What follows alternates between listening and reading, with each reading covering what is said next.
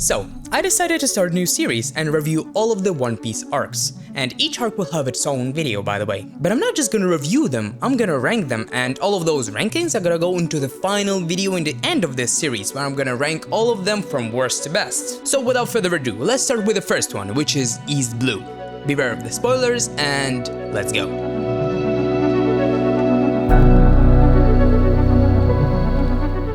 Now, before we dive in, I feel like I have to explain a couple things about this series of mine. And the first thing would be, and I think you probably already figured this one out, I won't be doing all the official arcs. Instead, I form my own arcs, mainly because some arcs are just too short and they can't take up a full YouTube video, and also not that much happened in them in general, so there is not much that I can say about them at all. And also there are arcs like, for example, Water 7 and Annie's Lobby that I really view like one arc. For me, they're inseparable. Water 7 is just an intro to Annie's Lobby, same villains, same everything. When it comes to small arcs, only Sabaody remains, because I just deem it way too important, and also, well, so much happened that it really can take up the entire video. Also, we'll be excluding Foxy arc, mainly because that, well, I just don't like it. And not only that, I have nothing to say about it, and I don't even want to talk about it. I basically view it like filler, which some of you might disagree, I understand, but well, it is what it is. So as a result, I will make videos about 14 custom arcs total, well, including Elbaf, because most likely when I'll be finished with this series,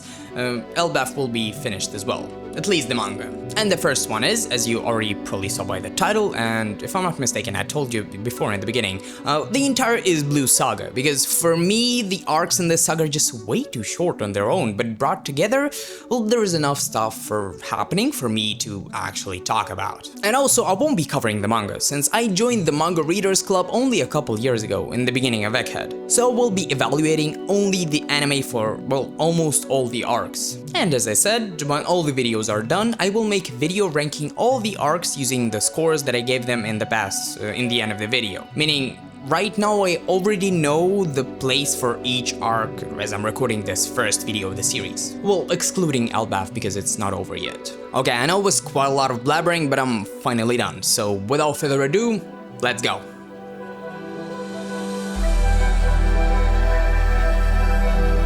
Now I want to go over the main things in this arc, or saga, or however you want to call it, and I want to start with saying that I am a part of the camp that says that One Piece gets better after episode 10,000 or whatever. I heard many people claim that it was a masterpiece from episode 1, or at the very least it was a masterpiece from episode 31. Well, because that's where Arlong Park starts. But for me, it was always just good in the beginning. With Arlong Park being great actually, but nothing mind-blowing. And one important thing, by good I don't mean bad or mediocre, because that's what some people might hear.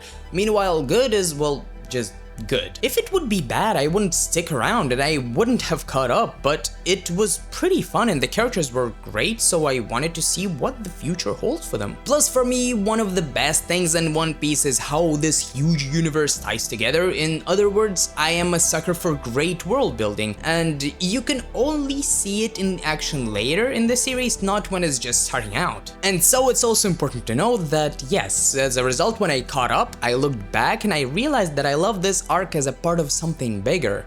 I love it as a foundation and what it gave birth to later down the line. Just like I'm not a fan of some arcs, Thriller Bark is actually a good example, but when I look at the story overall, I do like how it connects and flows together. Not the biggest fan though when you look at those arcs individually. But with all this, it was still a good/great arc, so let's dive a bit deeper into all its strengths and weaknesses.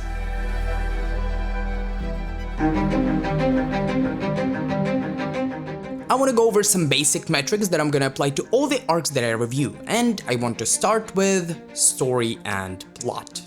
So for me, the story in the beginning is just good. Nothing too crazy, some plot twists here and there. But in retrospect, I have to say that it was a really well-crafted intro, and looking at the overall scale and length of the story, for me it makes sense to make this intro pretty long like this. Basically, as I said before, for me it makes more sense as a part of the story, not as a standalone arc. Some of the parts are quite boring. For me, Usopp's arc and Kuro were pretty hard to get through. It spans from episode 9 to episode 18, that is pretty long for how boring it was. And to see all the ridiculous fights that took way too long was not the best experience. And matter of fact, I love Usopp as a character, and honestly I can relate to some things that he feels, but that introduction just wasn't it. Luckily, after that we have Baratier and Arlong Park, which are both pretty good, but overall in the beginning it feels like the story fails to stay consistently good, which unfortunately applies to all the One Piece for the most part, especially first several arcs. But since East Blue is literally the introduction to the story, it doesn't leave the best first impression. But it wasn't all just good, there were definitely some moments that stood out, and I want to talk about just that. So the next category is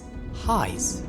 Now here it gets a bit more interesting, because the highs in East Blue aren't just good, they are great. And first episodes with Luffy, Zoro and Usopp are nothing special to me, but then we get to Baratier, to Mihawk and to Sanji's backstory. The first backstory that is really great, the one that makes you even reconsider some of your own life choices. And for those who don't know, it was much more brutal in the manga, because in the anime Zeph had to get rid of his leg because it was stuck under debris, but in the manga he and Sanji made it to the island they were stuck on just fine. But then to save Sanji, Zeph had to cut off and eat his own leg, giving his remaining food to Sanji. It was incomparable to the anime version. And then we have Mihawk, that was the first character that was not playing around. He gave us a tiny taste of what we will see sometime in the future if we proceed on this journey. Baratier was truly great, no doubt about that, but then we get to the true peak of East Blue, which is Arlong Park.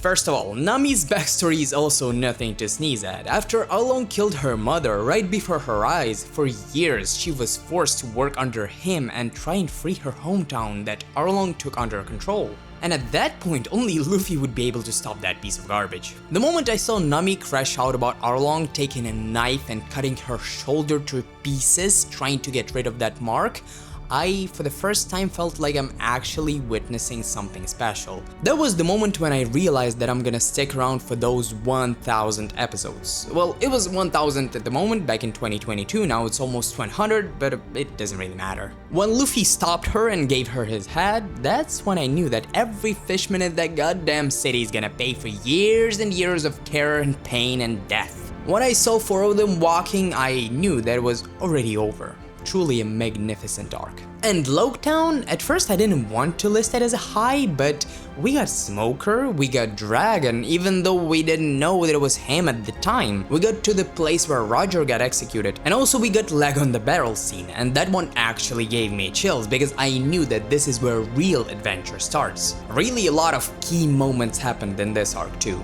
But yeah, that would be all when it comes to highs, and we have to move on to the next section, which is pacing. Now, when it comes to pacing, for me it really wasn't the issue at first, and I only started noticing it later in the story. I got many gripes with the beginning, but it's definitely not the pacing. For me, all the first several sagas are somewhat equal when it comes to pacing, but if you look at the numbers, East Blue Saga actually has the fastest pace among all One Piece arcs on paper, with 1.85 manga chapters per episode of anime. It might only be slow for you if you're really used to the pace of modern anime that can average around 3 chapters per episode or sometimes even more. And the pacing of the overall story, not just the adaptation, is fine as well. None of the fights are too dragged out, showing us the same things, like they are in most major arcs. Yeah, nothing much that I can add here, pacing is just solid. So now let's get into, in my opinion, not really a strong suit of One Piece in general, which is villains. I'm more of a Naruto villains guy, to be honest. I usually do like a story behind a villain. I like to be able to understand their motives and stuff, but with One Piece, we only have a bunch of evil bastards and nothing more. And it's not that a villain can't be good if he's just truly evil. Doflamingo would be a great example of a good evil villain, but it really limits what you can do with a character in my opinion. And East Blue wasn't an exception, but even compared to all the evil villains later in the series, Morgan, Kuro, Don Krieg, Arlong, all of them didn't have any build-up and no depth too. So the villains weren't really it in any of the beginning arcs. They were basically walls created for our crew to overcome, and the backstories and all the other stuff had to carry. The only one that deserves some praise is Smoker. He's the first Logia we encounter and he's pretty intimidating on his own. The only thing Luffy could do is run, but all the others were really just a piece of cake for him. And now to the final point that I want to cover, which is the core of the story itself, and it is world building. Even though it's just the beginning and you can't really start benefiting from the huge world that Oda builds later, as I said before, you can appreciate the base that is being established, telling you about what is coming. By showing Mihawk telling you how strong the enemies on the Grand Line might be. By showing Smoker telling us that there are many devil fruits that are more terrifying than Luffy's.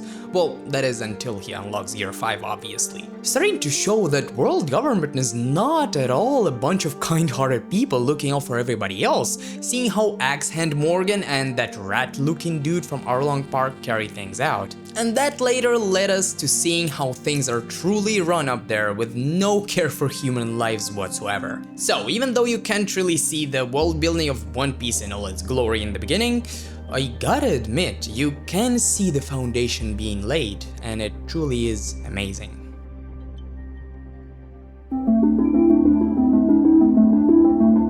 So, even though I'm not the biggest fan of the beginning of One Piece, East Blue is by no means bad. The peaks are still great, the world building foundation is elite, and all of the backstories are sad as hell, and they are gonna become one of the main strengths of the series later on. And so as a result, my final ranking for the arc is 7 out of 10. No more, no less. Definitely good, but there is still some room for improvement for sure. Luckily for us, it's only the beginning. And I guess that's it. The next video is gonna be about Alabasta, so subscribe if you want to see the entire series of mine as it comes out, or if you want to see more One Piece or anime content in general. Yeah, and see ya.